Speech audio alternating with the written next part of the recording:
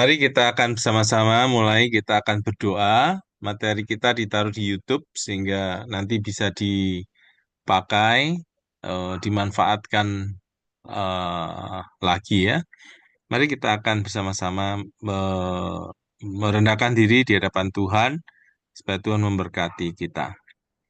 Bapak di dalam surga, kami datang pada malam hari ini kepada Tuhan, berterima kasih untuk karya penyelamatanmu di atas kayu salib.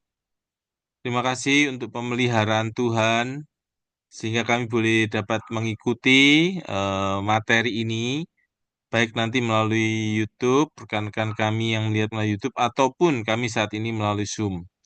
Kami berdoa supaya materi yang kami mengerti ini dapat kami terapkan dalam kehidupan kami, dan boleh menjadi berkat buat setiap kami yang mendengarkannya. Berkatilah kami yang mengikuti materi ini, Tuhan, dalam segala pergumulan kami. Engkau memberkati perekonomian kami, memberkati kalau kami ada pergumulan sakit penyakit, Tuhan menyembuhkan, memberi jamahan-Mu. Kami ada masalah, Engkau beri kekuatan kepada kami, berikan solusi, jalan keluar, dan berkat-berkat-Mu yang kami butuhkan. Berkati Penginjil Maria yang membagikan materi ini, supaya Engkau pengurapan-Mu memampukan menyampaikan isi hati Tuhan. Dan materi-materi ini boleh sungguh menjadi berkat buat kami semuanya. Terima kasih Tuhan. Ini doa kami yang kami mohon di dalam nama Tuhan kami Yesus, Tuhan yang hidup. Kami sudah berdoa dan mengucapkan syukur. Amin.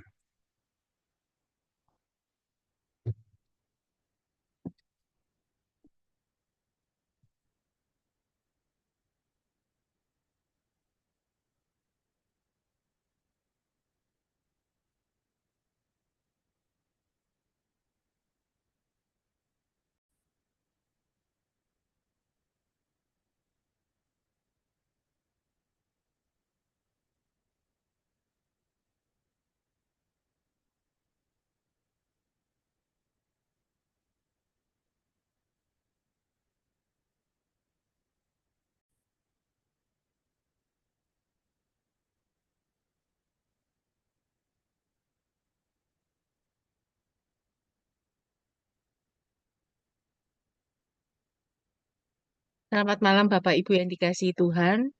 Salam kenal, saya Maria Irot, istri dari Pak Daniel Irot yang akan membawakan materi pada malam hari ini ya. Satu materi yang sangat bagus sekali yang saya ambil dari buku ini ya. Buku ini sangat memberkati saya dan ini benar-benar kondisi yang terjadi karena orangnya tinggal di California. Jadi setidaknya ya daerah sana ya. Mungkin kita akan sesuaikan dengan kondisi Indonesia dengan segala pergumulannya. Ya, malam hari ini kita akan membahas 12 kesalahan yang bisa dihindari oleh orang tua. Ya, ini adalah pengarangnya Dr. Tim Elmore, Presiden dan pendiri Growing Leaders, organisasi nirlaba ya. Organisasi nirlaba yang mendukung sekolah, perusahaan, universitas, tim atletik, dan organisasi dan keluarga, memperlengkapi murid-murid supaya mereka bertumbuh menjadi orang dewasa yang sehat dan pemimpin yang efektif. Memang Growing Leaders juga menawarkan ada acara, buku, video, podcast, kemudian ada kursus, maaf ini keliru, artikel, blog, konten digital, di mana memberdayakan orang dewasa untuk terhubung dengan orang muda dan memperlengkapi mereka untuk siap menyongsong masa depan. Nah, salah satu materi populer ini namanya Habitudes ya, Image from that Form Leadership Habits and Attitude ya. Dan memang ada beberapa judul buku yang ditulis oleh beliau ya. Kalau Bapak Ibu ingin mengunjungi websitenya ada di www.growingleaders.com. Kita akan melihat. Bapak Ibu yang dikasih Tuhan, fakta yang terjadi kita tahu pasti sama-sama bahwa kasus perundungan atau bullying itu menjadi masalah yang besar di tingkat pendidikan dasar hingga menengah. Jadi ini tidak hanya terjadi di Amerika, dimanapun gitu ya, tetapi juga di Indonesia dan banyak negara belahan manapun gitu ya. Nah tentunya hal ini disebabkan salah satunya karena adanya piranti berlayar portable ya. Di situ menayangkan banyak hal, data-data, menayangkan fakta-fakta yang ada, Dan sehingga boleh dikatakan kecanggihan teknologi itu tanpa disadari membuat empati itu merasa merosot. Empati itu merosot. Nah, untuk itu, kalaupun misalnya perundungan itu terjadi, hati-hati orang tua jangan sampai tujuh campur. Karena anak-anak akan merasa dimalukan dan lemah. Ya, minta maaf. Nah, jadi kita tahu sama-sama ya, kasus perundungan itu boleh banyak terjadi. Namun tanpa disadari, itu kan persoalan anak-anak. Namun ketika dicampuri oleh orang tua, masalahnya jadi melebar dan makin runyam. Ya, anak akhirnya merasa dipermalukan, keluarga juga, gitu ya. Nah, tentunya kita harus mawas diri dengan kondisi yang terjadi. Nah, memang ketika bullying itu terjadi, itu empati itu sudah tidak ada. Untuk kali ini, orang tua diharapkan mengajarkan anak-anak untuk boleh menjadi orang yang dewasa. Dikatakan buku ini kita ini tidak membesarkan anak-anak, tapi kita membesarkan calon orang dewasa. Ya, itu menarik sekali. Perlunya ada peningkatan empati dalam diri anak, sehingga perundungan itu tidak terjadi. Nah, tantangan generasi pertama, termasuk kita ini, yang membesarkan anak dengan internet, ya. Yang pertama kondisinya ada 6 kondisi, yaitu mereka tidak butuh orang tua untuk dapatkan informasi. Karena apa? Informasi sudah mereka dapatkan melalui gadget mereka, gitu ya. Apapun bisa diperoleh melalui gadget yang mereka miliki, ya. Apapun itu. Nah, di sini orang tua sendiri yang harus membantu mereka menginterpretasi, mengartikan semua data yang mereka peroleh, ya. Jadi, ketika anak bermain gadget, gitu ya, alangkah lebih baiknya orang tua itu mendampingi, mengerti apa yang ditonton anak, apa yang dilihat anak, gitu ya. Sehingga bisa dibahas bersama-sama dengan anak. Ya, ketika orang tua turut ikut ambil bagian juga memberikan arti gitu ya dari data yang dibuka anak. Setidaknya anak bisa mengambil keputusan yang baik. Perlu nggak nonton kayak gini? Bijaksana nggak aku melihat tayangan ini dan sebagainya ya. Yang kedua, kondisi yang ada tantangan adalah dapat menyampaikan pemikiran atau emosi kepada siapapun yang mengikuti mereka. Nah, kita tahu sama-sama sekali lagi aplikasi yang ada dan digunakan seperti FB, Twitter, IG, dan lain-lain itu tidak diperlengkapi untuk mengendalikan kekuatannya. Kadang boleh dikatakan itu menguasai kehidupan anak-anak. Nah, jadi boleh dikatakan, nah disinilah peran orang tua, ya. Peran orang tua sekali lagi untuk mendampingi, menyampaikan apa yang benar, apa yang tidak benar. Nah, anak akan memutuskan sendiri apa yang mereka lakukan selanjutnya. Anak juga punya stimulus eksternal di ujung jari mereka selama 24 jam penuh. Nah, biasa untuk anak-anak yang dewasa punya keleluasaan lebih untuk gunakan gadgetnya, gitu ya.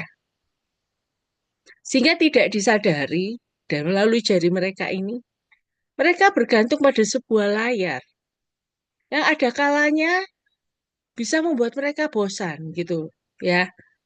Nah, untuk itu kita perlu memperlengkapi mereka untuk menemukan motivasi dalam diri mereka. Walaupun itu berguna, layar yang dia pegang itu berguna. Sekali lagi, orang tua perlu memperlengkapi anak untuk supaya pendampingan itu boleh berjalan. Ketika anak itu mulai memainkan gadgetnya, mulai bosan, biasanya itu anak-anak itu bosan karena yang dilihat ya itu aja gitu. Kan kalau kita melihat gadget, anak-anak melihat gadget itu nggak ada relasi. Ya pokoknya satu arah. Anak melihat dari tayang-tayangan ada. Dia nggak bisa berespon langsung Tapi disinilah peran orang tua yang mengajak anak bicara, anak ngomong, sehingga komunikasi tetap bisa dua arah. Ya, itu ya. Selanjutnya tantangan yang lain yaitu terhubung secara sosial sepanjang waktu kadang terisolasi. Boleh dikatakan anak-anak dengan kondisi gadgetan gitu ya, kondisi hidup dengan internet, memang terhubung secara virtual. Namun tanpa disadari itu hanya sebuah layar. Mereka kadang merasa kesepian, kesendirian gitu ya. Jadi tidak ada koneksi yang terjadi. Nah, boleh dikatakan empati, soft skill, dan kecerdasan emosional tidak berkembang. Oleh karena itu, selain adanya data-data yang diperoleh untuk menolong mereka maju untuk belajar, ada kalanya mereka juga perlu dipersiapkan kemampuan untuk hidup. Maksudnya adalah apa? Dipersiapkan misalnya bagaimana belajar untuk sabar, langsung aplikatif di dalam kehidupan sehari-hari, bisa mengatur emosi, misalnya, gitu ya, dan sebagainya. Bahayanya ketika anak-anak sudah mulai kecanduan dengan yang namanya internet, mereka ketika diambil gadgetnya, mereka bisa marah, teriak, menangis, dan sebagainya.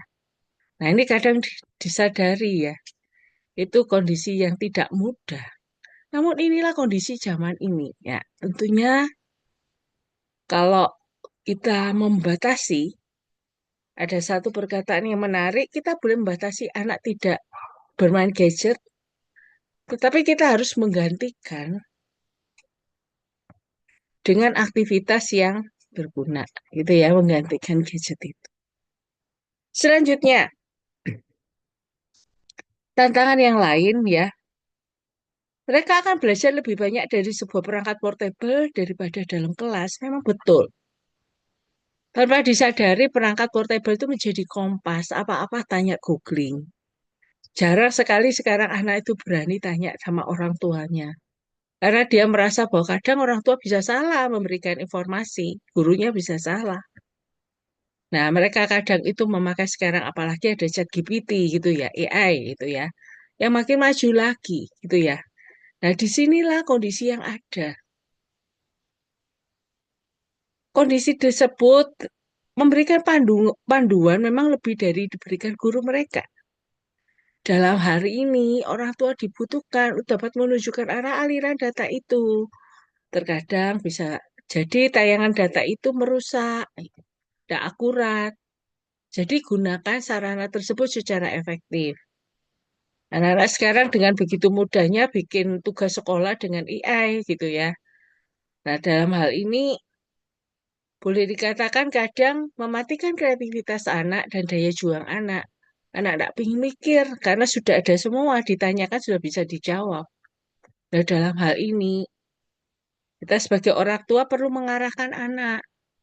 Mengarahkan bahwa kamu bisa, boleh pakai itu semua, misalnya ya, untuk memperlengkapi tugas sekolahmu. Namun, jangan sampai kamu itu menjiplak gitu ya. Jangan sampai kamu itu seperti copy paste gitu. Tetapi setidak-tidaknya dari pemikiran yang diberikan, kamu bisa mengembangkan. Setidak-tidaknya kamu bisa tahu arah yang akan dibicarakan, sehingga itu membuat anak berpikir gitu loh. Tetap berkreatif. Walaupun ada ChatGPT, walaupun ada AI, itu hanya menjadi salah satu sumber yang akhirnya bisa dikembangkan oleh anak menurut kreativitasnya mereka. Dan dalam hal ini orang tua harus memberikan kesadaran itu. Untuk tetap memberikan arahan kepada anak. Tantangan lain itu menggunakan ponsel. Lebih sering karena daripada arloji, kamera, kalender dinding, jam alarm, atau permainan papan. Mengapa? Karena semuanya sudah ada di ponsel yang dibawa dalam HP itu. Ada arlojinya, ada kameranya, jadi praktis. Kalau dulu orang mau foto aja bawa kamera yang gede-gede gitu ya. Masukkan ada tasnya sendiri. Gitu. Perlu pakai arloji kalau berangkat. Kan nggak usah. Kenapa? Sudah ada di HP gitu ya. Termasuk juga model sekarang jarang sekali board game. Board game itu misalnya permainan-permainan yang live langsung gitu ya. Karena semuanya sudah ada di HP, game-game yang ada itu ya. Nah, memang ponsel mereka ini, HP mereka itu bisa menyediakan semuanya itu. Karena memang ponsel memang dirancang untuk menyederhanakan hidup. Pusat informasi nonstop ini menghasilkan generasi yang paling tertekan hingga saat ini. Mengapa? Karena semuanya itu diatur di sini, di gadget ini ya, gadget yang kita punya ini. Hati-hati sekali. Jangan sampai itu boleh membuat kita kecanduan, sepertinya kita tidak bisa lepas. Dalam satu penelitian dikatakan kalau seseorang itu ya ketinggalan HP bisa tidak tidur katanya, atau bahkan mungkin mencarinya tuh bisa nggak bisa ngapa-ngapain katanya kalau nggak ada HP. Jadi sepertinya kondisi seperti itu tuh memang terjadi. Coba kalau nggak percaya, kita coba tes diri kita. Kalau misalnya HP kita keselip gitu, apa yang kita lakukan? Bingung kan ya. Mau ngapain bingung? Mau apa bingung gitu. Karena semuanya ada di HP. Nah, hati-hati dengan hal itu supaya kita tidak dikuasai yang namanya HP ya. Kita akan lihat selanjutnya. Nah, di dalam buku ini, sebentar, memang menceritakan 12 kesalahan yang ada. Kita akan bahas satu demi satu ya. Kesalahan pertama, kita tidak membiarkan anak-anak gagal ya. Ketika kita menghilangkan kemungkinan untuk gagal, kita melenyapkan motivasi anak untuk berhasil. Nah, faktanya yang pertama gini, banyak anak-anak kelas menengah itu tidak dipersiapkan dan tidak akan dibiarkan untuk gagal pada usia 20-an tahun. Ya. Anak-anak itu seperti pialanya orang tuanya, cerminan kesuksesan, cerminan prestasi untuk sekolah atau universitas. Sehingga ada satu kondisi di mana anak itu lebih baik diluluskan aja. Karena dengan anak itu diluluskan, walaupun mungkin bisa jadi nilai tidak memenuhi syarat, setidaknya memberikan cerminan bagaimana sekolah itu, kualitas sekolah itu atau universitas itu. Demikian juga anak-anak, gitu ya. Anak-anak itu menjadi cerminan kesuksesan orang tuanya. Kadang kalau anaknya sukses ya dilihat orang tuanya itu siapa sih, gitu ya. Kalau anaknya mungkin gagal juga dilihat orang tuanya gagal pasti, gitu ya. Jadi kayak penentu, gitu ya.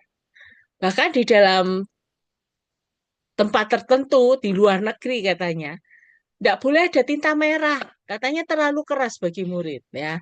Nanti anak-anak yang dapat nilai apa tinta merah itu nanti merasa ditekan gitu ya. Lah memang kondisi yang terjadi adalah yang meluas di seluruh dunia itu jangan sampai anak-anak kita gagal gitu ya. Masalahnya adalah mengapa demikian? Karena kita merasa anak kita itu rapuh. Sehingga kita perlu dijaga. Kita perlu menjaga mereka dari bahaya. Jadi supaya mereka itu dipastikan bahagia enggak gitu ya. Nah, mereka kita juga kadang itu enggak percaya kalau mereka jatuh tuh gagal, apakah mereka bisa bangkit lagi? Ya, bahayanya itu ya. Nah, ini kondisi yang terjadi gitu ya. Anak-anak itu kadang dilihat sebagai pribadi yang mungkin dikatakan bisa tak kalau dia gagal bisa tetap semangat gitu ya. Itu yang kadang-kadang muncul di dalam pikiran orang tua. Tanpa disadari itu, maka lebih baik jangan gagal. Dijaga erat-erat gitu ya. Nah, kadang memang ada dua akibat yang bisa timbul yaitu ketika anak ini dewasa, maka dia akan timbul rasa takut gagal. Dan akhirnya dia memiliki istilahnya lemah keinginan atau motivasi untuk berhasil. Karena orang tuanya sendiri meragukan dia kok, apalagi dirinya sendiri. Dia merasa aku bisa, ta, gitu ya. Jadi itu yang kadang menghantui anak karena dia merasa bahwa saya ini tidak boleh sampai gagal, gitu ya. Nah, menurut para ahli psikolog Dr. Sanseter dan Lev Kinnear mengatakan, ironisnya asumsi kita akan ketakutan jika anak-anak terluka oleh cedera, sebagian besar tidak berbahaya, dapat menghasilkan lebih banyak anak yang penakut dan bertambahnya level psikopatologi. Nah, ini ya hati-hati ya ketika kita selalu merasa perlu menjaga anak-anak kita supaya jangan terluka, jangan gagal gitu ya. Nah, itu hasilnya akan menjadi seperti demikian. Termasuk juga John Kiringer mengatakan kegagalan itu benar padahal kesempatan terbaik untuk mengenal siapa sesungguhnya diri saya. Gagal itu bukan hanya normal tapi wajib. Mengapa? Kalau seseorang gagal, dia bisa itu belum menjadi parameter. Oh, berarti kalau saya gagal, berarti dalam hal ini, berarti saya perlu meningkatkan dalam hal ini, gitu ya. Kadang itu bisa jadi kegagalan itu wajib dalam pengertian kegagalan itu bisa menjadi shock terapi untuk anak-anak itu boleh berpikir ulang, mengevaluasi diri, apa yang perlu saya perbaiki dalam diri saya supaya saya tidak gagal yang kedua kalinya, gitu ya.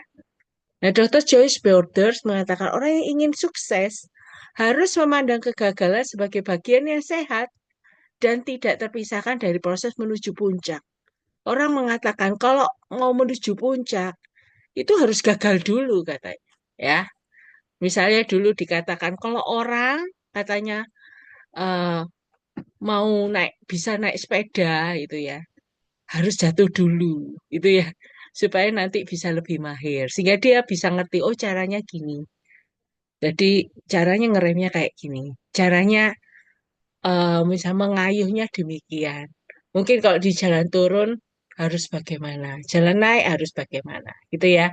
Jadi ketika anak itu jatuh berarti dia bisa belajar. Oh iya ya, saya tidak boleh mengayuhnya terlalu kencang. Saya tidak boleh mengerem mendadak dan sebagainya. Nah, ini perlu hal yang menarik sekali dikatakan. Nah, kalaupun anak anak mengalami kegagalan, ini ada 3 langkah yang membantu. Yang pertama, kita harus menciptakan tempat yang aman untuk gagal. Maksudnya apa? Dibebaskan mencoba sesuatu dan boleh gagal. Kadang gagal itu bisa memetik buah dari kesuksesan.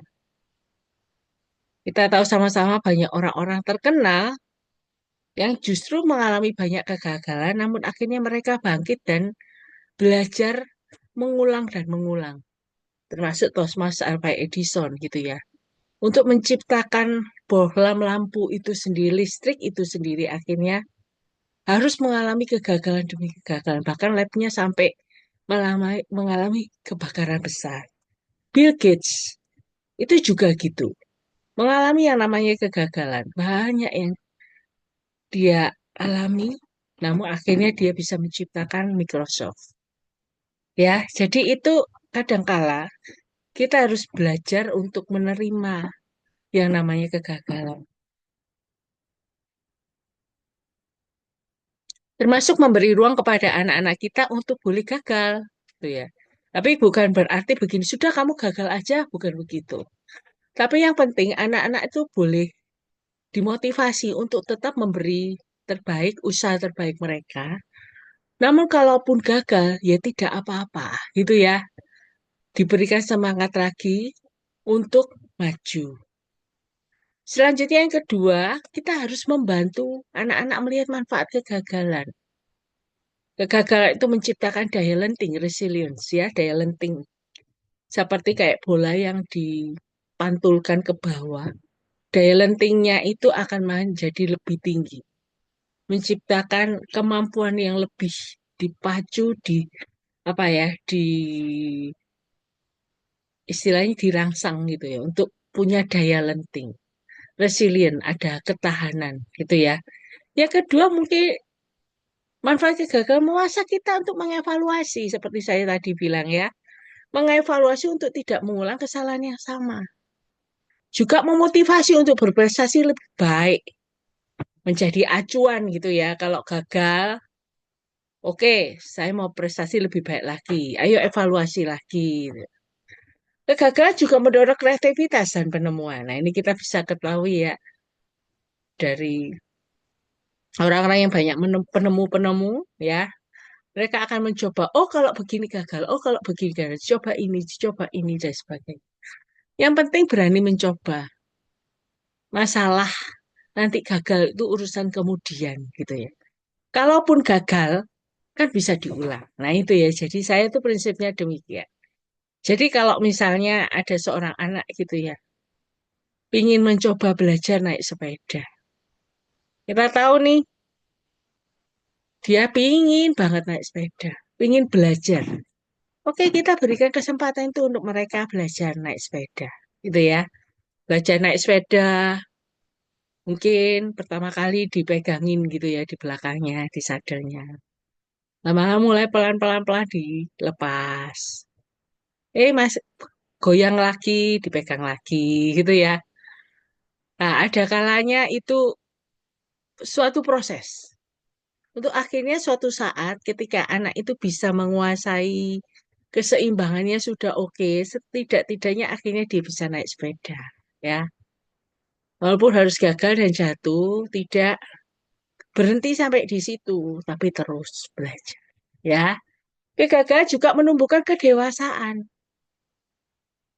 Nah, kita harus membantu mereka juga menjadikan kegagalan sebagai sahabat latihan, biarkan anak-anak ambil risiko dan alami kegagalan. Namun yang penting adalah jangan sampai gagal berhenti, gitu ya. Tetaplah bertahan dan bangkit. Itu akan disebut sebagai orang yang menang, gitu ya. Jadi sekali lagi gagal itu gak apa-apa, gitu ya. Tapi jangan digagal-gagalin, gitu ya. Tapi setidak-tidaknya tetap memotivasi. Kalaupun gagal, ayo bangkit lagi, ayo semangat lagi. Nah, kesalahan kedua kita merefleksikan hidup kita pada mereka. Ya, ketika kita melakukan ini, anak dipaksa untuk menjadi orang lain. Nah, faktanya kalau tadi itu ya, ini kebalikannya. Jika anak gagal, ada kalanya bisa jadi orang tua memaki, mengintimidasi, mempermalukan agar anak perbaiki diri. Bisa jadi juga orang tuanya merasa malu. Kok anakku gagal? Tapi sebaliknya kalau anak berhasil, orang tua memberikan kasih sayang. Persetujuan penerimaan seluruh perhatian tergantung pada keberhasilan anak.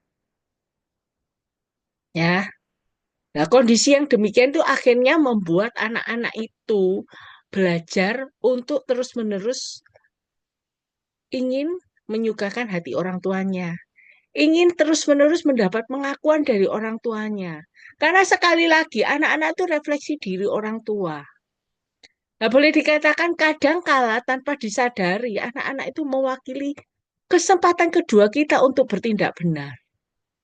Orang tua seakan mengalami masa kanak-kanak lagi. Jadi misalnya, anak-anak itu boleh dikatakan nih ya, dikatakan seorang putra terpaksa harus terjun ke bisnis keluarga. Padahal dia tidak punya gairah untuk berbisnis. Mengapa? Karena mungkin bisa jadi orang tuanya tidak berhasil di bisnis. Namun dia mendorong anaknya untuk bisa tetap di bisnis, untuk bisa tetap pertahankan kondisi ya, keluarga yang ada. Padahal anaknya sendiri tidak punya arah ke situ. Atau seorang putri harus berprestasi di gimnastik karena memang pada dulunya ibunya itu sebenarnya punya keinginan jadi balerina tapi tidak tercapai lah. Sekarang anaknya yang diminta di situ. Padahal itu bukan minatnya anaknya. Tanpa disadari ketika anak-anak itu menjadi refleksi diri orang tua, menjadi seperti yang diinginkan, misalnya menjadi orang-orang yang anak-anak yang boleh dikatakan kesempatan kedua ini ya, ketika orang tua gak berhasil di bidang itu, anaknya suruh nerusin atau keinginan yang tidak tercapai pada masa dulunya, tidak mau, kita mau ambil alih hidup anak-anak kita. Anak ini akan merasa tertekan karena harus menjadi seseorang yang bukan diri mereka. Karena mereka harus mengikuti apa yang menjadi keinginan orang tuanya. Nah, akibatnya secara tidak sengaja adalah kita gagal memberi contoh perilaku yang sehat yang bisa ditiru anak-anak. Hati-hati dengan gaya hidup yang sehat lebih mudah ditiru daripada diajarkan. Mengapa demikian? Karena sebenarnya ketika anak-anak itu tanda petik dipaksa, itu sudah menunjukkan perilaku yang tidak sehat. Anak-anak tidak bisa berkembang sesuai dengan apa dirinya, ya. Anak-anak mau tidak mau ditekan, ya. Sehingga akhirnya kita menciptakan stres dalam diri mereka. Memaksa mereka menjadi orang lain, memaksa mereka menjadi diri kita. Ambisi ini tentunya tidak sehat. Selain itu, anak dipaksa untuk melakukan menjadi keinginan orang tuanya, karena anak diharapkan tidak mengecewakan orang dewasa dalam kehidupan mereka, termasuk orang tua. Nah, tanpa disadari ketika mereka melakukan apa yang menjadi keinginan orang tuanya, mereka dipaksa, mereka stres, itu akan mempengaruhi hubungan mereka dengan orang tuanya. Relasi itu akan menjadi buruk dan tidak sehat. Mengapa? Sekali lagi karena anak itu tidak bisa melakukan apa yang menjadi keinginannya karena sudah, ya itu tadi ya, sudah harus melakukan tindakan yang seperti orang tua inginkan. Relasi akan menjadi tidak baik, ya, percakapannya canggung. Kalaupun ada aktivitas bersama, merasa dipaksa, terpaksa, anak akan lebih suka menyendiri, ya, tidak ada keinginan relasi, dan orang tua merasa kecewa, ya. Ini kondisi akibat yang tidak sengaja yang terjadi ketika kita menuntut, ya, anak itu bisa menjadi seperti yang diinginkan. Ya, boleh dikatakan yang tadi ya, anak diminta merefleksikan hidup kita. Menjadi orang lain itu nggak enak pastinya ya. Karena anak tidak bisa menjadi seperti yang dia inginkan. Langkah-langkah yang bisa diambil untuk memperbaiki kesalahan ini ya jadilah teladan identitas yang sehat. Orang tua perlu memastikan dirinya. Maksudnya adalah apa? Orang tua perlu berkaca. Ini benar keinginan anak ataupun ini keinginan saya ya yang tidak terrealisasi. Nah, jadi ini ya, ini harus menjadi mawas diri. Lah saya itu nyuruh anak melakukan ini tuh ada dasar motivasi apa? Harus dipastikan gitu. Motivasinya apa? Untuk saya atau untuk dia gitu ya. Supaya dari sini kita bisa belajar menjadi pribadi yang lebih sehat. Kalaupun itu untuk saya, misalnya anak itu melakukan ya, saya harus belajar untuk tidak memaksakan. Coba kita bisa melihat, mempertimbangkan apa yang cocok dengan talenta mereka, gairah mereka, kesempatan mereka secara alami. Kita harus menyadari bahwa kalau kita yang punya harapan yang akhirnya tidak tercapai, yang tidak direalisasi, ya sudah berhenti sampai di situ. Karena memang mungkin Tuhan tidak menghendaki kita berada di jalur itu. Nah, kalau kayak gitu seperti tidak fair ya. Orang tua gak bisa anaknya yang disuruh di bidang itu gitu ya. Nah, tentunya harus disadari gitu ya. Jangan dipaksakan. Karena anak punya pribadi sendiri, punya pribadi yang punya talenta, kesempatan, dan itu diberikan oleh Tuhan. Ya, bukan maunya dia.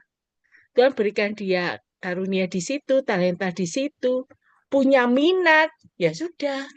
Jangan dipaksakan daripada nanti berkelanjutan dan itu sangat mempengaruhi banyak hal, termasuk relasi dengan kita sebagai orang tua. Ya, langkah yang selanjutnya bisa ambil ya komunikasikan bahwa kasih kita bagi mereka tidak tergantung perbuatan mereka. Ini penting. Jadi kadang orang tua tuh memberikan tekanan begini. Kalau kamu sayang sama papa atau kamu sayang sama mama, ya wes kamu jadi dokter gitu ya. Sampai seorang anak jengkel, akhirnya dia tetap menurut. Pokoknya saya tidak setuju, tidak akan biayai kamu. Kalau enggak, kamu jadi dokter, gitu ya. Kalau kamu enggak kuliah di bidang dokter, papa mama enggak mau biayai. Hanya dokter saja yang papa mama mau biayai. Yang lain tidak, gitu ya. Suatu ketika anak itu pulang bawa ijazah dokternya, dia berikan kepada papa mamanya. Dia mengatakan, ini loh, saya sudah jadi dokter. Ini ijazahnya, ini yang papa mama inginkan. Sudah ya. Dah. Dan setelah itu, setelah ijazah itu diberikan, yang terjadi adalah itu dia bilang anak ini mengatakan demikian. Saya sudah melakukan apa yang papa mama minta. Sekarang gantian papa mama mendukung apa yang saya menjadi keinginan saya dan akhirnya dia bekerja tidak menjadi dokter, tapi justru menjadi seperti yang dia inginkan. Nah, ini padahal sudah menghabiskan banyak biaya, banyak waktu, dan sebagainya. Namun itulah yang terjadi. Ya, katanya karena tanda kasih kepada orang tua. Nah, ini hati-hati dengan kondisi seperti ini, manipulatif ya. Kalau kamu sayang sama saya ya, kamu harus begini, gitu ya. Nah, padahal sebenarnya kita sebagai orang tua mengatakan, kalaupun misalnya kamu nggak harus jadi dokter, aku tahu kok kamu sayang sama papa mama. Nah, itu yang perlu ditekankan. Perlu diberitakan secara konsisten. Mereka tetap kita terima, kita tetap mengasihi mereka, tidak peduli apakah mereka menyukai melakukan apa yang kita minta. Nah, selanjutnya kita harus membantu mereka menyelaraskan identitas dan aktivitas dengan aktivitas mereka. Jadi kita bisa melihat begini, kalau misalnya anak ini punya kekuatan di mana, talenta di mana, coba mulai sekarang selaraskan dengan aktivitas mereka. Dukung mereka, supaya mereka bisa menjadi diri mereka sendiri, bukan menjadi diri orang lain seperti yang diinginkan orang tua. Ya, hati-hati dengan hal itu. Itu penting sekali, gitu ya. Selaraskan dengan talenta mereka. Selanjutnya berkati mereka. Orang dewasa perlu mengimpartasikan kepercayaan dan penerimaan pada anak muda. Ya, dilakukan oleh ayah. Kejadian 27 ayat 49. Nah, ini kisah tentang eh, Yakub memberkati anak-anaknya, Ishak memberkati anaknya juga. Ya, ketika orang tua memberkati anak, gitu ya, supaya Tuhan sendiri menuntun arah langkah hidup mereka, Tuhan yang menuntun masa depan mereka, dan ada masa depan yang Tuhan sudah rencanakan untuk mereka lakukan. Anak ini itu akan memiliki kepercayaan diri dan rasa damai dalam diri mereka. Dan selanjutnya kesalahan yang ketiga, kita mengutamakan kebahagiaan. Jadi ketika kebahagiaan itu boleh menjadi tujuan bukannya sebagai hasil sampingan, keadaan akan menjadi sulit dipahami dan mengecewakan. Coba kita akan lihat maksudnya apa, gitu ya. Nah, ketika ada fakta yang terjadi, anak-anak diberitahu bahwa mereka luar biasa atau spesial. Mereka merasa diri itu berhak mendapat penghargaan, gitu ya. Mereka cenderung membutuhkan hadiah untuk merasa baik. Nah, kondisi yang terjadi itu seperti demikian. Kamu prestasi atau enggak tetap diberi penghargaan karena kamu spesial. Kamu bintang, kamu berhak daya piala. Padahal sebenarnya kan tidak boleh disamaratakan, ya. Bisa samaratakan. Bukan berarti bahwa anak itu tidak boleh bahagia, bukan. Tapi yang tanpa disadari itu menjadi titik tolak ketika anak-anak melakukan sesuatu tujuannya untuk apa? Untuk dapat hadiah. Ya, sudah beda itu. Sudah beda. Padahal itu hanya sifatnya sementara sesaat. Ditambah lagi, orang tua tuh kadang punya pikiran tuh harus mencapai sesuatu untuk dapat kebahagiaan. Misalnya dapat beli mobil mewah, rumahnya lebih bagus gitu ya. Materi yang berlimpah. Sehingga akhirnya boleh dikatakan banyak orang yang melakukan tanda petik korupsi gitu ya. Hanya untuk supaya bahagia, dilihat orang bahagia. Padahal itu sifatnya sementara, sesaat saja gitu ya. Karena kebahagiaan sebenarnya tidak bisa diukur dengan banyaknya yang orang memiliki sesuatu gitu ya. Itu yang terjadi. Nah, kejadian lain juga fakta yang terjadi adalah anak-anak itu kadang punya kecenderungan begini, ya. Diminta orang tua melakukan tugas yang paling sederhana itu. Kadang anak-anak itu menolak dan akhirnya orang tua yang melakukannya. Supaya apa lagi? Fokusnya lagi, tujuannya supaya bahagia. supaya dapat sesuatu, supaya dapat imbalan. Contohnya begini, misalnya, ayo kamu pakai tali sepatumu. Gak bisa, aku nggak bisa pakai tali sepatu.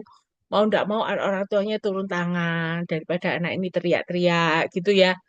Kemudian turun tangan mengikatkan tali sepatu. Padahal anak itu bisa gitu. Nah, sekali lagi, kadang kebahagiaan itu menjadi tujuan. Ya, di dalam fenomena ada sekolah di luar negeri, memang tidak dijelaskan di mana, dikatakan bahwa anak-anak itu sekarang nanti lebih baik tidak usah dikasih penghargaan, supaya yang lain tidak tersinggung karena tidak dapat penghargaan. Nah, itu ya. Padahal sebenarnya hadiah atau pujian itu harus sesuai dengan prestasi yang mereka raih. Sekali lagi, bahagia tidak boleh menjadi tujuan. Sehingga seseorang tuh merasa berhak untuk dipuaskan. Nah, kita akan lihat ya. Nah, ini diulang lagi. Kebahagiaan tidak boleh jadi target, namun tidak berarti tidak penting. Ya. Nah, namun sekali lagi yaitu akibatnya memang ketika anak itu fokus kepada kebahagiaan, dia ketika ketemu kesulitan kan tidak bahagia ya. Akhirnya dia tidak bisa bangkit kembali. Karena dia kadung terpuruk, kadung sudah tidak bahagia dan sebagainya. Nah, tujuan pengasuhan kita sebagai orang tua seharusnya menolong anak kita membuat keputusan yang bijaksana. Nah, kalau putusan bijaksana ini mengenai masalah nanti bahagia atau puas enggak itu akan mengikuti. Jadi bahagia itu adalah hasil sampingan ketika anak-anak itu mem- membuat satu keputusan. Misalnya, ketika anak itu ujian, ya. Dalam hal ini, anak itu harus belajar, bertanggung jawab, ya. Mati-matian, belajar. Mungkin harus semalaman belajar, ada harga yang harus dibayar. Nah, ketika dia tahu bahwa dia harus belajar dengan benar, bukan menuntut orang lain untuk melakukan seperti yang dia inginkan dan sebagainya, setidaknya nanti dia akan mengalami kepuasan, kebahagiaan. Jadi yang benar kebahagiaan itu didasarkan dalam keadaan diri kita, bukan pada keadaan di luar. Yang penting aku sudah berusaha, itu aku sudah merasa bahagia. Bukan karena disebabkan kondisi luar. Dan ini terletak pada bagaimana kita bereaksi atau menanggapi kejadian eksternal. Bukan ditentukan dari luar baru kita bahagia.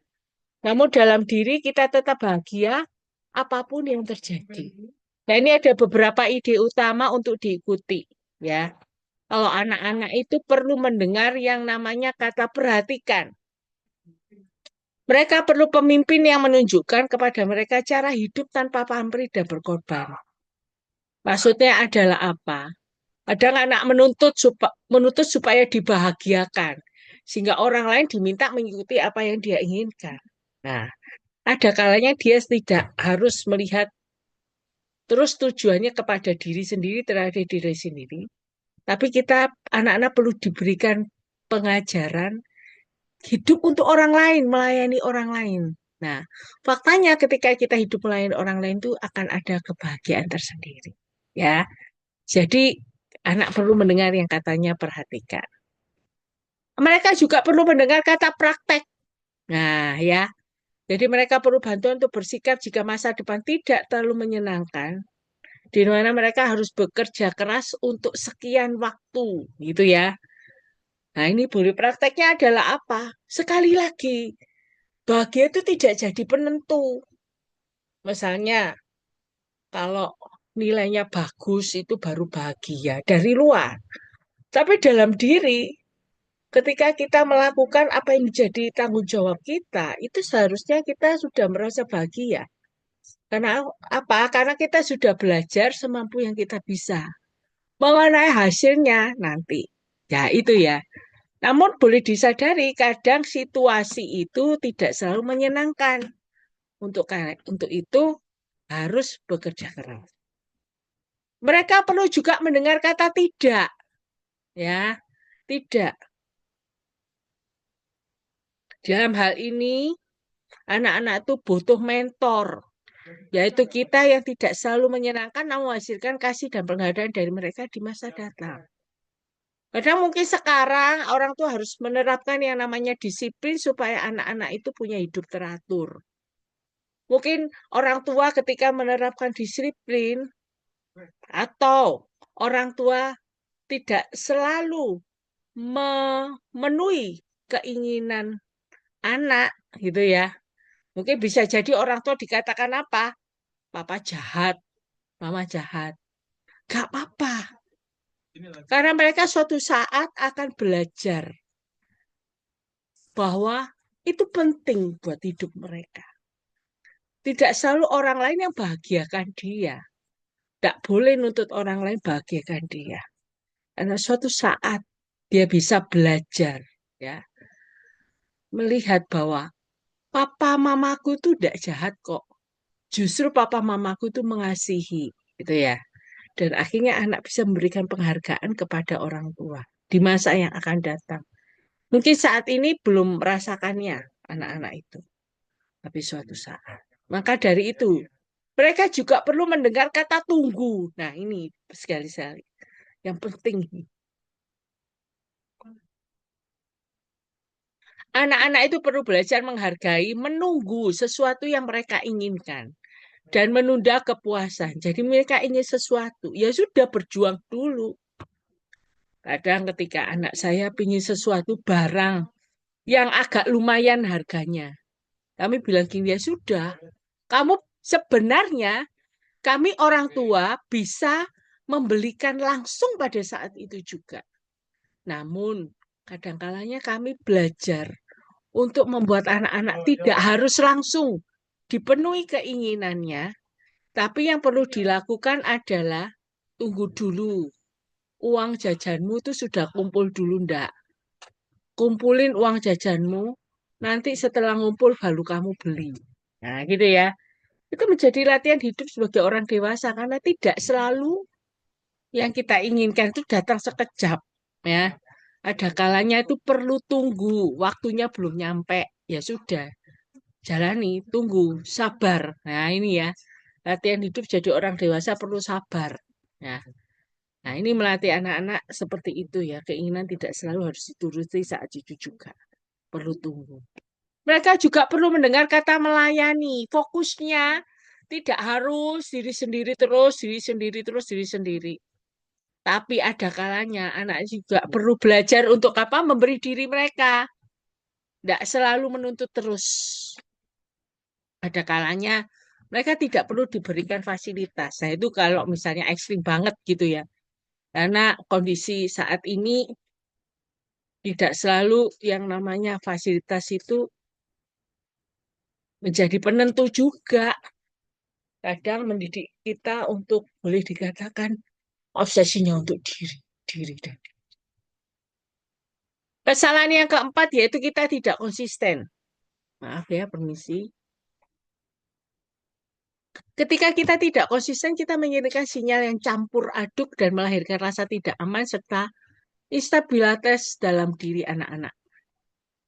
Contoh dikatakan, fakta yang terjadi adanya aturan tidur jam 9 malam. Namun ada acara spesial. Anak-anak itu negosiasi untuk tidur lebih malam. Orang tuanya menyetujui. Nah, kondisi demikian tuh oke untuk sesekali, ya, sesekali. Namun, jika itu terus-terusan terjadi, maka anak-anak belajar bahwa jika mereka membantah cukup lama, mereka akan membuat kita lelah. Akhirnya mereka berhasil mendapatkan yang mereka mau. Jadi orang tua nurut, gitu ya. Hati-hati dengan kondisi seperti ini.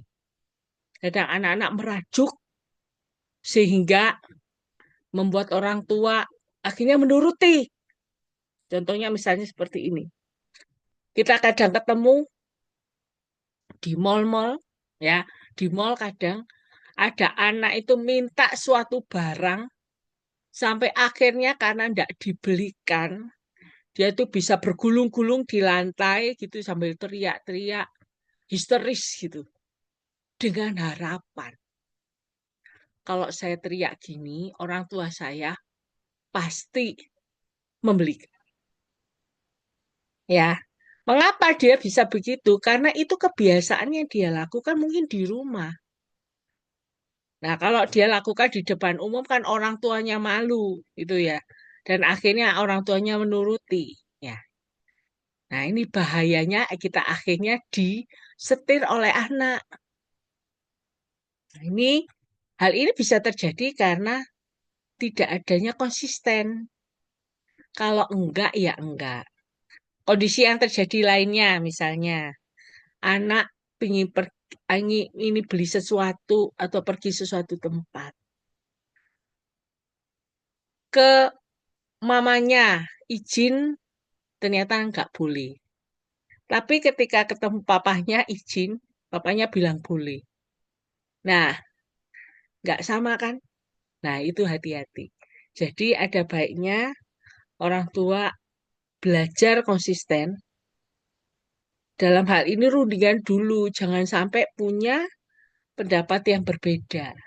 Karena nanti akan belajar, ya sudah wes, aku lebih baik minta izin sama papa ya karena papa lebih lebih setuju, lebih oke, tapi kalau mama selalu dilarang. Nah, itu jangan sampai timbul pemikiran seperti begitu ya. Jadi akhirnya seperti orang tua diadu oleh anak ya.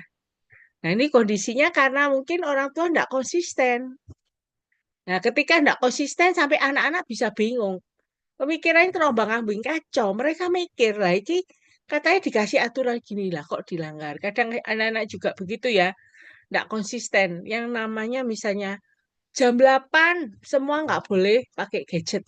Atau jam 9 nggak boleh pakai gadget. Semua gadget harus dimatikan pada jam itu. Ya. Namun kemudian orang tuanya tetap gadgetan lebih dari jam 9. Nah ini konsisten kan? Bahkan anak mengatakan itu aturan untuk anak, bukan untuk orang tua. Nah itu ya, jadi hati-hati. Maka akhirnya anak-anak bilang gini, gak apa-apa kok ternyata orang tuaku sendiri ngelanggar. Jadi akhirnya anaknya punya sifat memberontak. Kenapa? Gak perlu dituruti, oh, papa mamaku juga melanggar kok. Ya gitu ya. Akhirnya kondisinya demikian. Nah, tanpa konsistensi juga, anak-anak tidak memiliki tanggung jawab atas perbuatan yang kita minta atau mereka setujui. Ya lagi membahayakan perkembangan mereka menjadi manipulatif ya seperti itu lagi. Anak-anak bergulung-gulung supaya keinginannya dituruti, teriak-teriak. Mungkin anak juga mengancam aku ndak mau makan loh. Kalau aku nggak dituruti, sampai anak itu kadang kepingin dibelikan HP yang bagus, ingin dibelikan iPad. Tapi karena orang tuanya memang belum bisa, kemudian menuntut. Aku ndak akan mau makan sampai aku dibelikan iPad. Nah, itu seperti itu. Manipulatif kan? Jadi itu membahayakan perkembangan anak. Akhirnya anak merasa dia lebih berkuasa dari orang tua. Nah, itu bisa jadi karena tidak adanya konsistensi. Sebenarnya anak-anak butuhkan ada sekali lagi konsistensi. Karena ketika anak-anak itu melihat konsistensi itu ada di dalam diri orang tua, maka orang tua akan lebih dihormati oleh anak-anaknya. Dia bisa melihat otoritas yang ada dalam orang tuanya. Dia bisa melihat, oh, orang tuaku walaupun kasih aturan, dia juga menuruti kok. Konsisten ketika ditegakkan, ada batasan yang jelas, konsekuensi yang tetap, penghargaan yang bisa dipercaya, itu akan menyediakan rasa aman, keselamatan, dan stabilitas yang dibutuhkan anak. Terlebih dari itu, anak-anak bisa mengandalkan orang tuanya. Mengapa? Karena orang tuanya bisa dipercaya. Karena orang tuanya memberikan aturan dan menuruti apa yang menjadi aturan yang sudah ditetapkan. Sehingga anak-anak itu merasa aman gitu loh. Oh, orang tua aku bisa diandalkan. Kadang kalau orang tuanya tidak konsisten, ya anak-anak akan meremehkan. seperti tadi ya. Mau ngapain? Nurutin gitu. Orang tua aku melanggar kok. Nah, memang anak-anak sekali lagi butuh kejelasan. Kalau tahu kejelasan ini boleh, ini tidak boleh, dan itu dilakukan konsisten, itu ada arah yang terfokus. Memberikan arah yang terfokus. Oh, ini tidak benar. Ini benar. Transparansi. Ya, menghasilkan pengesahan. Orang tua bisa terbuka menceritakan kelemahan dan kegagalan. Menanamkan kejujuran. Ini dibutuhkan anak. Batasan. Menghasilkan keamanan. Ada rasa aman yang dalam. Perlunya tidak kita mencampuri urusan orang lain. Nah, itu bisa diceritakan pengalaman orang tua juga. Konsistensi, nah ini salah satunya. Menghasilkan rasa percaya karena tahu pada siapa mereka mengandalkan. Salah yang kelima, kita meniadakan konsekuensi. Ketika kita meniadakan konsekuensi dari tindakan, kita gagal mempersiapkan anak menghadapi masa depan. Contohnya seorang ibu yang selalu menyelamatkan anaknya dari masalah. Anaknya itu harus mengandalkan ibunya untuk segalanya dan apapun yang dia perlukan, ibu seperti Superman. Kalau ada masalah, tenang aja mamaku. Butuh memang anak itu butuh seseorang untuk membantu. Akhirnya anak itu lumpuh karena apa semua dikerjakan orang tuanya.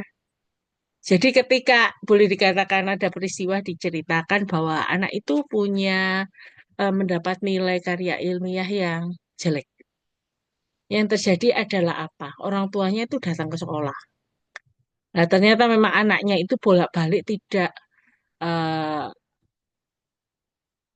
tidak apa tidak menghasilkan karya ilmiah yang bagus karena sebenarnya harus ada pertemuan dengan guru, harus pertemuan untuk konsultasi dan sebagainya. Tapi itu tidak dilakukan, itu.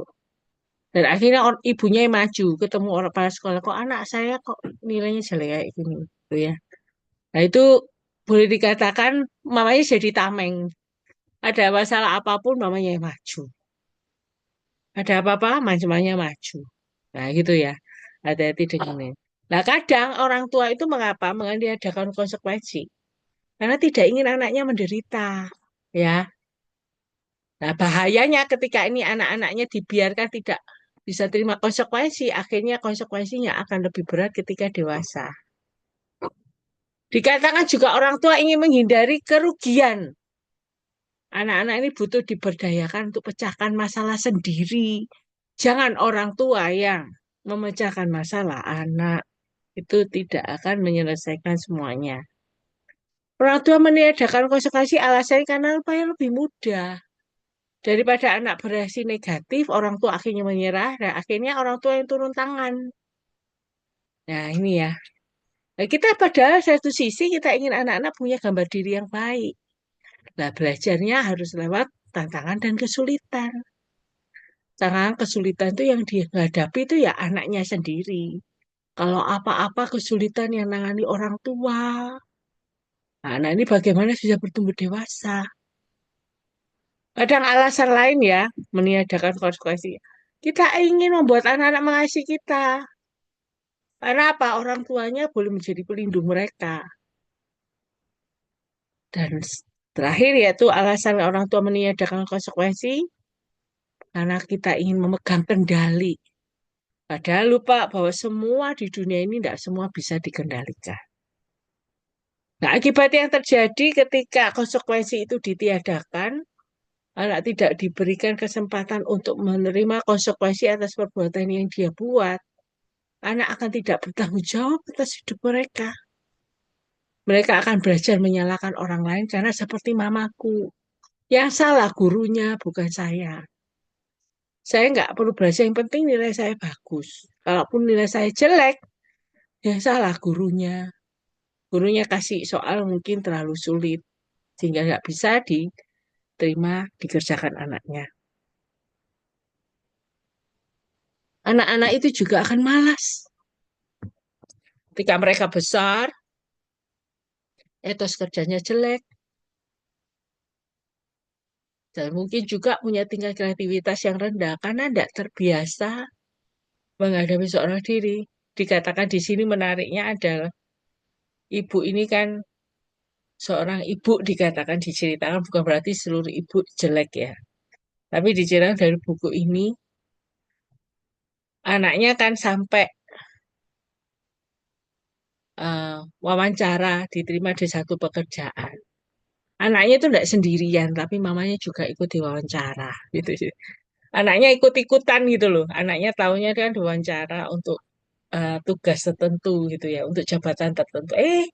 Mamanya juga ikut dampingi anaknya untuk ikut wawancara juga. Jadi kondisi yang aneh dan lucu begitu ya. Tapi ini kondisi yang terjadi. Nah, ketika anak-anak tidak menerima konsekuensi, anak-anak akan bergantung, tidak akan mandiri, tidak akan siap berdiri sendiri. Mungkin saat ini bisa karena orang tua masih ada. Tapi ketika orang tua suatu saat sudah dipanggil Tuhan, mereka tidak bisa ngapa-ngapain, udah pasrah, nggak bisa mandiri karena terlalu bergantung. Apa-apa dikerjakan orang tua. Apa-apa yang nanggung ya orang tua. Karena sekali lagi, tidak dibiasakan untuk menanggung konsekuensi dan bertanggung jawab atas perbuatan yang dia lakukan. Sehingga anak-anak itu juga akan punya emosi yang rapuh, kemampuan bertahannya lemah, dan tidak tahan banting.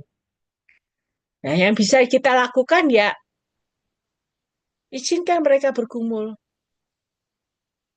Kalaupun gagal, diskusikan.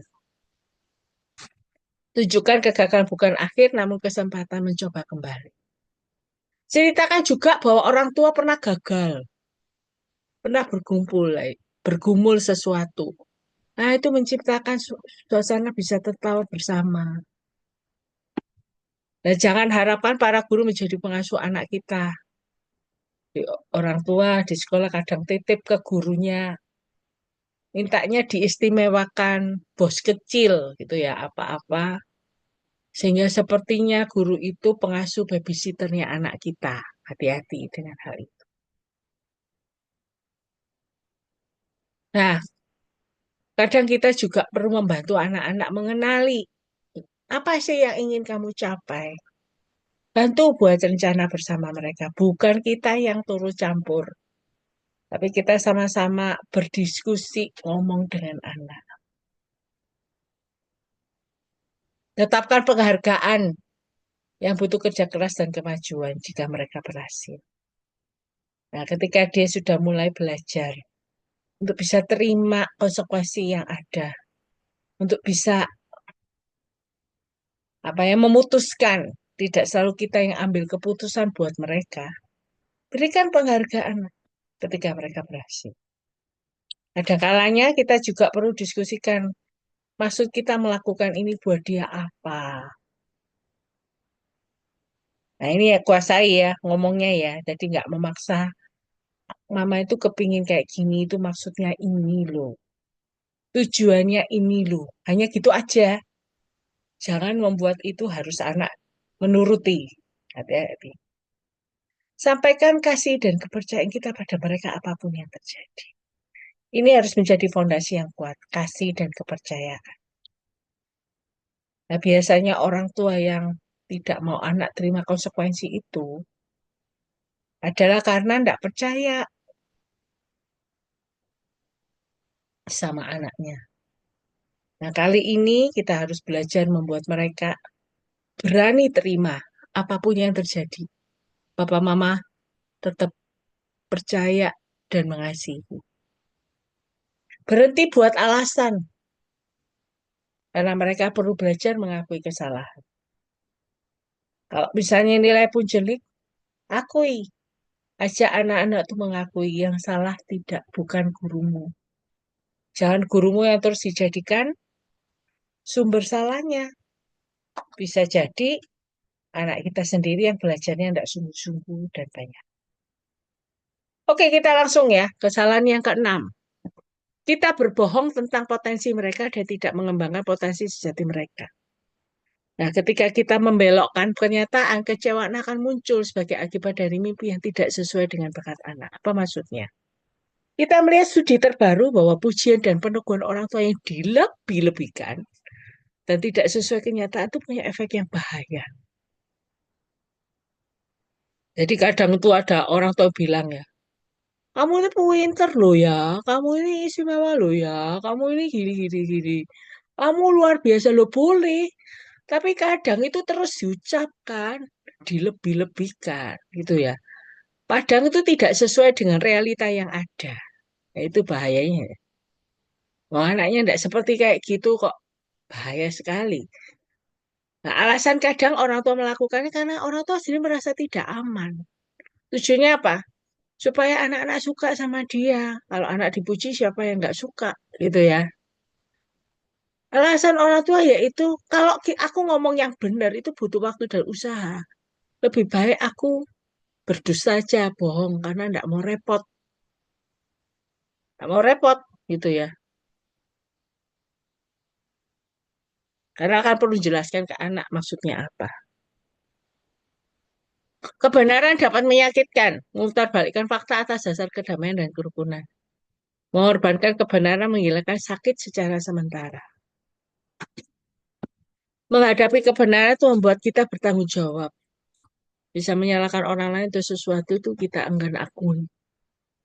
Kita sendiri tidak tahu kebenaran karena kita percaya akan kebohongan.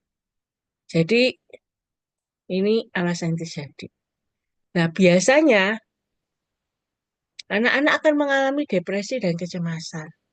Karena mereka akan mempertanyakan apa yang telah diberitahukan pada diri mereka dan siapa diri mereka yang sesungguhnya. Karena orang tua satu-satunya berkata kalau mereka mengagumkan, mereka pintar, mereka istimewa, mereka spesial.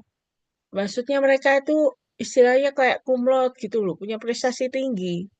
Nah, padahal ternyata orang tua toh yang ngomong kayak gitu, orang lain nggak ngomong kayak gitu karena memang tidak sesuai dengan kenyataan. Akhirnya anak mengalami depresi loh, kok tidak seperti yang orang tua umum ceritakan. Karena anak akhirnya tahu realitanya tidak seperti yang terjadi. Karena depresi tidak sesuai dengan perkataan yang ada. Harapannya tidak realistis dan tidak terpenuhi karena juga itu menciptakan narsisme. Anak jadi egois, merugikan anak-anak. Karena dia kadang merendahkan orang-orang di sekitarnya. Karena menganggap dia lebih super, lebih spesial, dan sebagainya. Bertanya-tanya daripada bekerja, maksudnya apa? Mereka tidak tahu harus berbuat apa, karena selama ini mereka hidup berdasarkan pujian yang dilebih-lebihkan dari orang tua. Oh, kamu ini bisa kok. Gini. Padahal ya enggak, gitu ya. Hanya supaya sekali lagi orang tua itu merasa tidak aman, ingin disukai dan anak dan sebagainya. Nah, anak-anak akan berharap mereka adalah orang lain. Nah, ini mereka akan menjadi tersesat tanpa kejelasan tentang identitas mereka karena selama ini mereka itu sudah teralihkan oleh perkataan orang tuanya dan akhirnya meniru orang lain. Yang perlu dikembangkan ada 6. Kenali dirimu sendiri. Jadi anak perlu mengalami siapa diri mereka yang sesungguhnya. Kalau memang anak itu punya kemampuan yang tidak tinggi dalam masalah prestasi ya dikenali. Nah, memang itu dirinya dari hati. Nah, tapi di sisi lain bisa jadi kamu punya kemampuan yang perlu dikembangkan karena itu menjadi kekuatan dan keahlian yang bisa diajari. Di samping itu, hargai orang lain. Belajarlah menolong anak-anak untuk belajar melayani orang lain, memberi nilai tambah. Prioritas pada orang lain itu menunjukkan tanda kedewasaan. Menemukan gairah. Pasti gairah sesuatu yang bakal motivasi mereka. Menjadi api yang produktif. Belajar ketekunan. Mencegah mereka buat alasan dan menjadi teladan memegang komitmen sampai akhir. Dan mengejar yang terbaik. Excellent. Menolong mereka mengangkat standar dan bantu mereka untuk tahu apa rasanya menjadi yang terbaik. Maksudnya begini, kita itu bisa tetap menjadi pendorong anak. Untuk anak itu bisa punya kemampuan yang maksimal, walaupun mungkin memiliki keterbatasan. Nah, ya itu ya perlu dikembangkan, menghargai mereka punya talenta, kelebihan yang perlu dikembangkan. Kesalahan ketujuh, kita tidak membiarkan mereka bergumul atau berjuang. Nah, ketika kita menyingkirkan pergumulan, anak-anak terbiasa menyerah sebelum mencoba. terlalu berperan dalam menjadi orang tua. Artinya kita melakukan terlalu banyak untuk anak-anak, ikut campur dan melenyapkan pergumulan sehari-hari yang mungkin mereka alami dalam keseharian mereka. Sepertinya kita mengintervensi kehidupan mereka. Dalam hal ini mereka tidak belajar pegang kendali, justru dikendalikan. Nah, tentunya anak-anak ini akan kehilangan peluang untuk mengembangkan daya tahan kreativitas dan kemampuan mereka untuk memecahkan masalah. Akhirnya anak-anak generasi sekarang menginginkan pengalaman yang apa? Melibatkan kecepatan. Udah bosan, yang perubahan cepat terjadi. Layar, lebih nyaman mengendarai layar daripada manusia. Butuh ketentuan, butuh penjelasan yang harus dilakukan. Stimulasi, butuh ganjaran yang cepat dan imbalan tambahan agar tetap tertarik. Nah, akibat yang terjadi orang tua menghambat anak untuk belajar hidup berdampingan dengan orang lain. Bahkan cenderung depresi karena mereka kurang kompeten mengatur hidup dan menjalani hidup yang tidak terlalu memuaskan. Itu riset dari Universitas Mary Washington. Padahal secara alamiah mereka tuh menginginkan keotonomi lebih, ingin mengembangkan sayap, mencoba kemampuan mereka, menemukan di mana posisi mereka. Saat kita mencoba menolong, menghilangkan pergumulan apapun, mereka jadi mandul, tanda petik ya. Karena semacam kita menganggap mereka tidak kompeten. Yang bisa kita lakukan untuk perbaiki, latih mereka ambil risiko dan mengalami kegagalan. Jangan turut campur dan melakukannya untuk mereka. Izinkan mereka membangun otot emosional yang sanggup menahan beban kegagalan dan melihat bahwa mereka bisa melewatinya. Menyadari kehidupan masih akan berputar. Pandu, latih, dan berikan saran cara mengatasi waktu sulit. Izinkan mereka bergumul saat melewati proses tersebut. Anak-anak perlu jatuh beberapa kali. Itu normal. Beri kebebasan buat mereka. Ingat, kupu-kupu itu tidak tercipta langsung, tetapi melalui proses dari ulat ke pompong dan akhirnya menjadi kupu-kupu. Ya, nikmati prosesnya. Karena itu yang Tuhan izinkan untuk membuat kita menjadi seperti yang Dia inginkan. Nah, berikan anak-anak itu keleluasaan supaya dia bisa berkembang, mengeluarkan potensinya, tinggal kita yang mendorong. Berbicara mendorong anak mengambil langkah kecil untuk menghadapi rasa takut, tidak meniadakannya. Bimbing mereka kalau ada alami konflik kesukaran, besarkan hati, jangan disingkirkan. Selanjutnya, kesalahan ke-8. Kita memberikan apa yang seharusnya mereka usahakan. Dan kita beri terlalu banyak, mereka tidak belajar seni bekerja dan menunggu. Ini kondisi yang ada yaitu orang tua helikopter, selalu membayangi anak, membebaskan anak dari susah payah bekerja atau berjuang untuk mencapai prestasi. Dalam hal ini memang mereka selalu mendapat pertolongan dari orang tua. Orang tua selalu nolong dia. Akibatnya anak menjadi tergantung. Begitu terbiasa akan hal ini dan membuat mereka tidak punya daya tahan atau ambisi atau etos kerja. Mereka terperangkap. Nah, alasannya mengapa orang tua melakukan? Karena orang tua merasa buruk kalau tidak memenuhi kebutuhan anak. Tidak percaya keadaan akan berjalan baik tanpa bantuan mereka. Dan orang tua merasa anak belum siap melakukan segala hal sendiri. Oleh karena itu, orang tua merasa dibutuhkan untuk kebutuhan emosional mereka. Namun, kita perlu berubah. Jangan menjadi helikopter, tapi berubah menjadi orang tua mercusuar. Karena kalau orang tua mercusuar, kalau helikopter kan membayangi kemana-mana gitu ya. Orang mercusuar kan tinggal di satu tempat. Orang tua itu bisa menawarkan bimbingan, namun tidak membayangi. Mengizinkan anak mereka menjelajah tanpa orang tua diberi waktu membangun kepercayaan, pergi kemana. Kadang-kadang diizinkan, tidak selalu orang tua mengikuti, gitu ya. Berikan kesempatan anak itu berkembang, mengalami. Apa ceritanya begini. Anak saya hari ini belajar ikut temennya, pergi ke rumahnya yang di daerah Blitar naik motor, gitu. Dia digonceng itu, dikendarai. Satu sisi kita juga berikan gini, mikir gini. Aduh, apa nggak bahaya ya kondisinya demikian, demikian, demikian, demikian, lalu lintasnya bagaimana. Tapi saya belajar untuk menjadi orang tua mercusuar ini. memberikan kebebasan kepada anak. Kita tahu kondisinya terjadi, anak minta izin. Kemudian kepada saya tahu, kami tahu orang tua, kami tahu kenal orang tuanya, kenal anak ini bagaimana gitu ya. Jadi kami akhirnya bisa memberikan izin gitu ya. Nah, berikan kesempatan itu untuk memberikan apa? Keleluasaan, kebebasan sehingga anak bisa belajar. Oh, ini tahu kalau naik motor pergi keluar kota rasanya begini gitu ya. Karena anak punya kesempatan dan pengalaman yang indah gitu bersama temannya. Karena enggak, kita selamanya tidak akan bisa selalu mendampingi anak. Ada waktunya kita tidak mendampingi anak, kapan lagi gitu loh. Biarlah mereka punya pengalaman yang menarik gitu. Kalau asal kita tahu batas-batasnya sampai di mana. Nah, orang tua mencucunya tidak kejar-kejar anak seperti helikopter.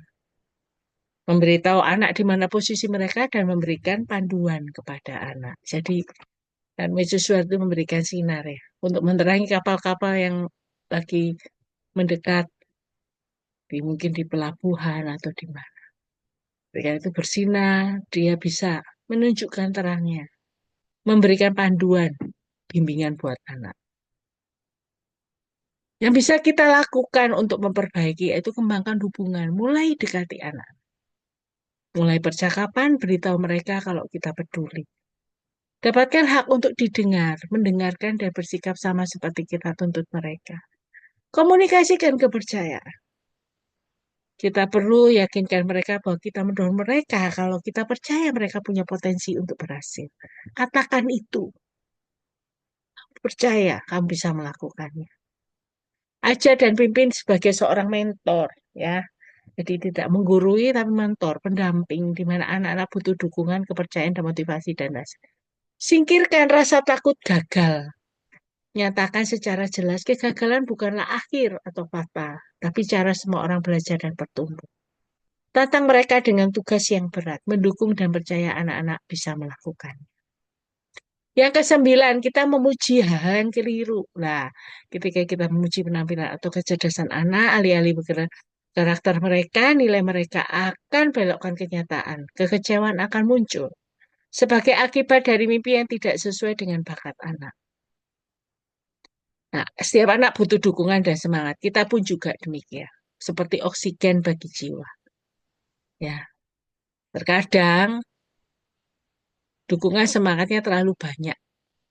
Ya, kita tidak terlalu berhati-hati dengan isi pujiannya. Katanya semua sembrono, menyanjung, merasa menyenangkan, namun menyesatkan. Nah, hati-hati ketika kita memuji penampilan tanpa disadari itu yang dipuji itu adalah hal yang sifatnya luar, dikatakan kosmetik gitu ya. Jenny Anderson dari New York Times mengatakan pujian seperti kokain untuk anak-anak. Begitu didapat, mereka membutuhkan dan mereka menginginkan. Bob Murray mengatakan riset menunjukkan anak yang dipuji kepintarannya itu jadi orang yang enggan belajar hal baru. Oleh karena itu, pujilah bukan hasilnya, tetapi kepada usahanya. Nah, yang bisa kita lakukan untuk itu nilailah pujian kita, puji usaha mereka. Hargai karakter yang baik. Ajarkan mereka menikmati proses, akhirnya bisa menikmati hasil. Pastikan ukuran ujian dan isi pujian kita sesuai dengan usaha mereka. Pastikan afirmasi kita itu memang tulus, bijaksana, dan jujur. Beritahu mereka, kalau kita senang melihat mereka melakukan sesuatu, apapun hasilnya. Sediakan sarana untuk mereka melayani orang lain dengan menggunakan kekuatan dan karunia mereka. Jadi tidak selalu kepada diri, tetapi kepada orang lain. Perjelas kasih tak bersyarat kita bagi mereka seperti apapun kinerja mereka. Kesalahan 10, kita senang menghilangkan rasa sakit. Nah, ketika kita mengambil rasa sakit itu dalam diri anak, maka kemampuan anak untuk menanggung kesulitan atau kehilangan itu akan melemah. Nah, memang kita sayang pada anak kita, siapa yang tidak sayang gitu ya, tapi seringkali kita memilih jalan yang mudah dan sederhana dibandingkan tantangan untuk melatih mereka. Anggapan yang salah, orang tua yang baik itu meniadakan rasa sakit dalam diri anak. Karena pada dasarnya kita memang mengasihi mereka. Perlu membuat mereka merasa nyaman, hingga melenyapkan semua ketidaknyamanan yang mengganggu bahkan melindungi mereka. Yang perlu kita lakukan harus kerjasama dengan mereka melewati rasa sakit, bukan meniadakan, ya, meniadakan. Tugas kita bantu mereka mengatasi rasa sakit yang menyertai hidup dan mendorong mereka bersyukur dan merasa puas. Memampukan mereka menjadi kuat, yakin akan kasih saya. Melimpah kaki dengan bisa berdiri teguh di tengah masa yang menyakitkan. Pada kalanya tidak selalu kondisi seperti yang diharapkan, dampingi anak melewati hal itu semua. Kita berperang dalam budaya memuja kenyamanan, mengganti rasa bosan dengan piranti gadget, berusaha menciptakan suasana surga yang penuh kebahagiaan tanpa pergumulan dan rasa sakit. Itu seperti hedonisme jangka pendek. Faktanya ketika kita melenyapkan rasa sakit dari kehidupan anak-anak, kita mengurangi kemampuan anak untuk menanggung. Bahkan kesulitan terkecil sekalipun. Padahal rasa sakit itu membantu kita. Merupakan guru yang penting, bisa belajar kebenaran yang penting tentang diri kita dan orang lain. Jadi ketika kita mungkin anak mengalami yang mungkin patah hati gitu ya, anak bisa belajar. Mungkin kan jatuh cinta, mungkin ya setelah dia nembak kemudian ternyata tidak seperti yang diharapkan, atau mungkin putus cinta gitu ya. Nah, kadang anak-anak perlu izinkan untuk terluka, mengalami kondisi yang tidak enak, dampingi mereka, berikan pemahaman, melewati rasa sakit yang tidak mudah itu. Boleh dikatakan kita mengalami rasa sakit, ingatkan kita untuk bertindak. Karena rasa sakit itu karunia dari Tuhan. Karena kita tahu ketika kita mengalami rasa sakit, kita tahu bagian mana yang kita perlu perbaiki, bagian mana yang kita perlu reparasi, dan sebagainya. Menarik sekali di sini diceritakan ada kita perlu belajar seperti Raja Wali. Ulangan 32 ayat 11. Ya, di mana Raja Wali itu ada tahapannya ketika mendidik anaknya itu supaya bisa terbang. Yang pertama tahap perawat, memberikan perlindungan, ya, yaitu pertama kali membuat sarang, anak merasa aman dan dikasih sepenuhnya, gitu ya. Yang kedua tahap gangguan, mengizinkan rasa sakit di mana induk Raja Wali itu memindahkan lapisan dari sarang, kedua anak-anak tidak merasa nyaman.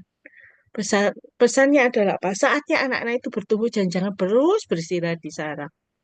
Namun ada masanya tahap motivasi, tetap tekun, di mana induk Raja Wali itu mengusik anak-anak untuk mau belajar terbang. Jadi dengan mengepakkan sayap untuk mendorong anak-anak itu keluar dari sarang, gitu ya. Jadi sarangnya itu digoyang-goyang, gitu ya. Akhirnya anak-anak itu mau tidak mau kan belajar untuk terbang dan mengepakkan sayapnya. Namun tidak berhenti sampai di situ, ada tahap perlindungan, yaitu menawarkan rasa aman di mana ketika anak-anak itu setelah sarangnya itu digoyang-goyang, anak itu kan pasti belum bisa terbang toh, anak-anak Raja Wali itu. Ayah belum bisa terbang, menariknya ketika anak itu mencoba mengepakkan sayapnya mau jatuh gitu ya. Sang induk itu sudah terbang di bawah mereka untuk menangkap mereka saat jatuh. Sehingga akhirnya anak itu bisa paham, oh gini ta, yang perlu belajar terbang itu seperti ini. Akhirnya mereka paham. Akhirnya mereka mencoba terus mengepakkan sayap, mengesal sayap. Dan suatu saat anak ini berhasil. Anak Raja Wali berhasil. Tahap keberhasilan. Dan itu menanamkan kepercayaan diri dalam diri anak Raja Wali. Ya setelah beberapa kali mencoba, akhirnya anak-anak bisa terbang sendiri. Walaupun awalnya tidak bisa, sang induk itu siap menangkap mereka waktu jatuh. Mereka yang terus mencoba akhirnya bisa mencoba terbang sendiri.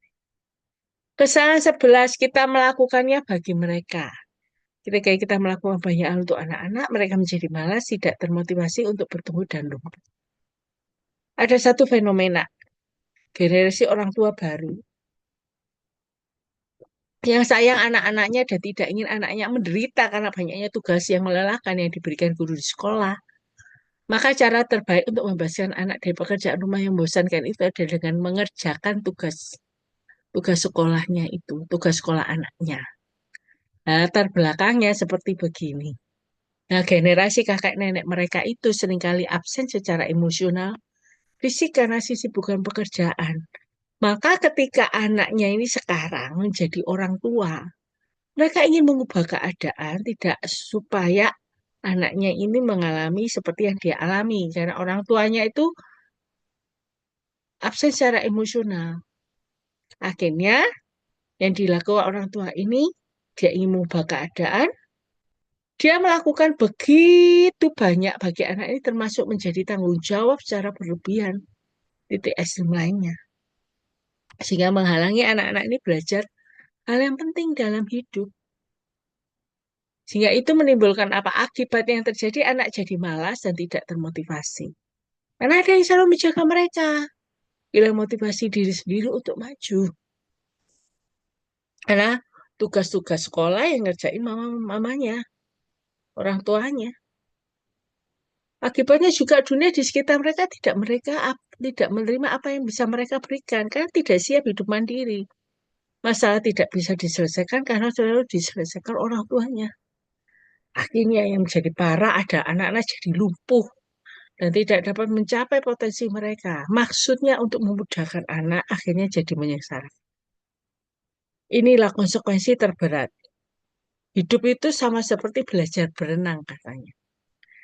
Tidak bisa belajarnya secara teori, secara buku, nanti kamu gerakan tangan ke atas, sejajar, kakinya harus posisi demikian. Tapi perlu ada prakteknya. Itulah hidup. Nah, dikatakan kejahatan yang lebih besar menghalangi anak memperoleh kesuksesan jangka panjang dan pertumbuhan dalam hidup mereka. Keterampilan hidupnya jadi kaku karena totot emosional tidak pernah dilatih. Yang bisa dilakukan, langkah sederhana, menarik isi. Encourage. Semangati mereka terlebih dahulu. Katakan mereka mampu melakukan. Semangat itu seperti oksigen bagi jiwa. Ajukan pertanyaan sehingga anak-anak bisa berpikir kritis. Pertanyaan itu bisa mengajari anak berpikir kritis. Simulate. Simulasikan sebuah masalah. Berikan contoh masalah yang mirip dan ajak mereka pecahkan. Ini mempraktikkan kecakapan yang mereka harus miliki. Yok, pasangkan mereka dengan seorang taman sebaya. Tahu ya, yok itu loh beban di pundak. Ya, cook kalau orang mengatakan cook, saya tahu sama-sama cook itu. Belajarlah daripadaku dulu cook yang kupasang. Marilah kepadaku semua letih, lesu, dan beban berat. Ingat ya dengan perkataan itu ya, ayat itu ya. Yok itu. Nah, ketika yok itu dipasangkan, tidak mungkin seorang diri, pasti ada rekan yang bersama. Nah, tidak mungkin tugas-tugas anak terlalu berat. Yang penting adalah bangun jembatan, capai solusi. Misalnya ada teman sebaya yang anak, ayo kerjakan bareng-bareng, ditanggung sama-sama. Daripada kita sendiri yang melakukannya untuk anak-anak. Ya, isi. Yang mendorong anak-anak untuk tetap bisa melakukan apa yang menjadi tugas tanggung jawab. Kesalahan 12 yaitu kita mempersiapkan jalan untuk anak, bukannya anak untuk jalan. Ketika kita mempersiapkan jalan, masa kecil anak-anak berjalan bahagia. Namun masa dewasa mereka tampak suram. Apa maksudnya? Ada satu fenomena yang menarik. Ada suatu acara graduation di suatu universitas di California Selatan, di mana para orang tua yang menolak untuk percaya bahwa anak-anak mereka lulus tanpa kehormatan. Ingat sekali ya. Jadi orang tua ini tahu anaknya ini pintar, istimewa gitu. Tapi ternyata ketika graduation itu biasanya kan diumumkan lulusan terbaik dan sebagainya gitu ya. Ternyata anak mereka lulus itu tidak ada penghormatan. Tahu ya penghormatan ya. Cum laude, summa cum laude gitu ya. Tahu yang mereka lakukan. Mereka itu membuat set toga sendiri kehormatan untuk anak mereka untuk dikenakan di acara kelulusan. Saya tidak bisa membayangkan apakah anaknya itu merasa malu. Dikenakan dalam diri anak. Ya pertanyaannya, bagaimana anak ini menghadapi bisa dunia nyata di mana mereka harus berhadapan dengan kegagalan dan kesempatan yang terlewatkan. Nah, memang kondisinya adalah karena ada rapor orang tua yang keliru. Orang tua merasa menang jika apa berikan kemudahan kenyamanan bagi anak. Anak-anak orang tua merasa menang jika anak-anak mengasihi dan mengakui orang tuanya dan mendapatkan cinta anak. Orang tua merasa menang jika apa orang tua berhasil melewati satu hari atau satu. Orang tua merasa menang jika anak-anak merasakan cukup kasih sayang. Sehingga anak-anak lebih banyak dilindungi dan kurang dipersiapkan. Yang bisa kita lakukan. Maaf, ini maksudnya adalah kesalahan 12 ya. Perluas rapor penilaian untuk anak. Biarkan mereka tahu apa yang penting bagi orang dewasa. Kadang ada kalanya rapor penilaian tidak selalu prestasi. Tapi ada hal-hal prinsip penting yang perlu mereka ketahui sebagai orang dewasa. Buat prosesnya jadi menyenangkan. Soft skill dibuat misalnya menjadi game. Supaya menyenangkan. Hingga anak melulu tidak seperti uh, dikondisikan supaya menyenangkan orang tua juga. Beri kesempatan untuk mengembangkan soft skill-nya, mempraktekkan dengan menyambut orang, melayani orang. Nah, karena soft skill ini tidak hanya berkisar seperti akademis saja, tetapi ada prakteknya, di mana itu bisa memberikan pembekalan persiapan untuk hidup. Simulasikan tugas-tugas orang dewasa. Nah, tentang mereka melakukan proyek, misalnya melakukan dua hal yang mereka benci, ayo dilakukan 1 bulan bisa enggak, gitu ya. Berikan insentif untuk menunggu. Jadi, seperti tadi, jika anak-anak menginginkan sesuatu dilatih menunggu dalam jangka waktu tertentu. Kalau dia bisa menghadapinya dapat hadiah. Ceritakan banyak kisah termasuk pergumulan orang dewasa. Tentu ini bisa anak bisa belajar keterampilan hidup suatu bagian dari pertumbuhan. Dan akhirnya mari kita belajar mengoreksi kesalahan kita sebagai orang tua. Bersama Tuhan kita akan bisa melakukannya. Terima kasih Tuhan memberkati. Maaf ya memang materinya terlalu panjang. Tapi setidaknya ini boleh menjadi gambaran kepada setiap kita untuk lebih mawas diri. Bagaimana kita itu mendidik anak, ya. Biar ini boleh jadi berkat buat setiap kita. Ya, selamat malam. Mungkin ada yang mau menambahkan atau memberikan pertanyaan, saya persilahkan.